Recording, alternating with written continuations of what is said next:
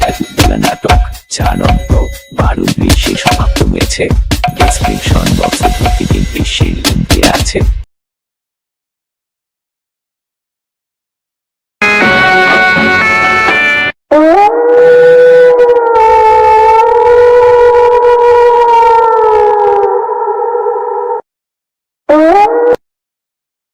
দ্বিতীয় প্রহর অতিক্রান্ত হলো, শুধু ঘুম নেই শেয়াল আর সিরাজউদ্দৌলার চোখে। আমি অবাক হয়ে যাই, সত্যি আমি অবাক হয়ে যাই মোহনলাল। ইংরেজ সভ্য জাতি বলেই শুনেছি, তারা শৃঙ্খলা জানে, শাসন মেনে চলে, কিন্তু এখানে ইংরেজরা যা করছে সে তো স্পষ্ট রাজদ্রোহ। একটি দেশের শাসন ব্যবস্থার বিরুদ্ধে তারা অস্ত্র ধরছে। আশ্চর্য।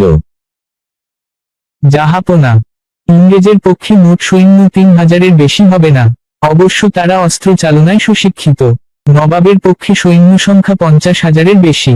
ছোট বড় মিলিয়ে ওদের কামান হবে গোটা 10। আমাদের কামান 50টার বেশি। এখন প্রশ্ন হলো, আমাদের সব সিপাহী লড়বে কিনা এবং সব কামান থেকে গোলা ছুটবে কিনা? জাহাপনা, এমন আশঙ্কা কেন করছি তাই জানতে চাইছো তো? মীর জাফর, রায়দুর্লভ, এয়ার লুৎফখা নিজের সেনাবাহিনী নিয়ে যুদ্ধক্ষেত্রে উপস্থিত হয়েছে, কিন্তু আমার বিশ্বাস করতে প্রবৃত্তি হয় না যে ওরা ইংরেজের বিরুদ্ধে লড়বে। সিপাহসালারের আরো একখানা গোপন চিঠি ধরা পড়েছে। বেঈমান। ক্লাইভের আরো 3খানা চিঠি ধরা পড়েছে। সে সিপাহসালারের জবাবের জন্য পাগল হয়ে উঠেছে মনে হয়। সাংঘাতিক লোক এই ক্লাইভ, মতলব হাসিল করার জন্য যে কোনো অবস্থার ভেতর ঝাঁপিয়ে পড়ে। ওর কাছে সবকিছুই যেন বড় রকমের জুয়ো খেলা। বলো মর্দান। ইংরেজ সৈন্য লক্ষ্যবাগে আশ্রয় নিয়েছে। ক্লাইভ এবং তার সেনাপতিরা উঠেছে গঙ্গা তীরের ছোট বাড়িটাই, এখান থেকে প্রায় 1 ক্রোশ দূরে।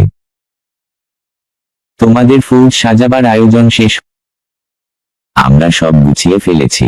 আপনার ছাউনির সামনে গড়বন্দি হয়েছে। ছাউনির সামনে মোহনলাল, সাফরে আর আমি। আরো ডান দিকে গঙ্গার ধারে এই ঢিপিটার উপরে একদল পদাতিক আমার জামাই বদলিয়ালি খাঁর অধীনে যুদ্ধ করবে। তাদের ডান পাশের গঙ্গার দিকে একটু এগিয়ে নুবে সিংহাজারির বাহিনী।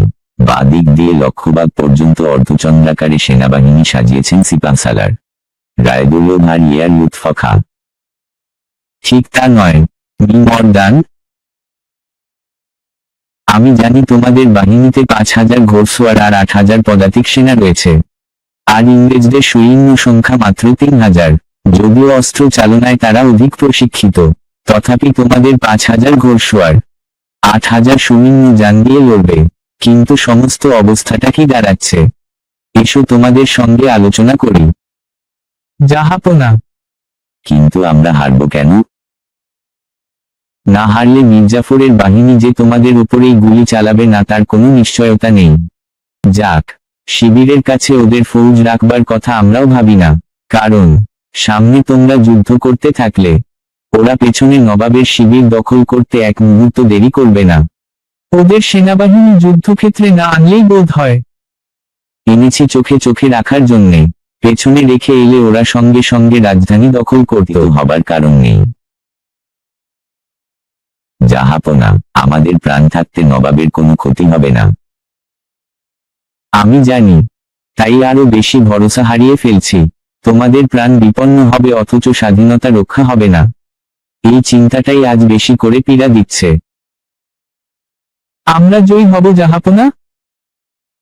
পরাজিত হবে আমি কি তা ভাবছি? আমি শুধু অশুভ সম্ভাবনাগুলো শেষবারের মতো খুঁটিয়ে বিচার করে দেখছি। সকালে তোমরা যুদ্ধ করবে, কিন্তু হুকুম দেবে মির্জাফর। যুদ্ধক্ষেত্রে সেনাবাহিনীতে অভ্যন্তরীণ গোলযোগ এড়াবার জন্য যুদ্ধের সর্বময় কর্তৃত্ব সিপাহসালারকে দিতেই হবে। ফল কি হবে কে জানে? আমি কর্তব্য স্থির করতে পারছি নে, কিন্তু কেন যে পারছি নে আশা করি তোমরা বুঝতে পারছো।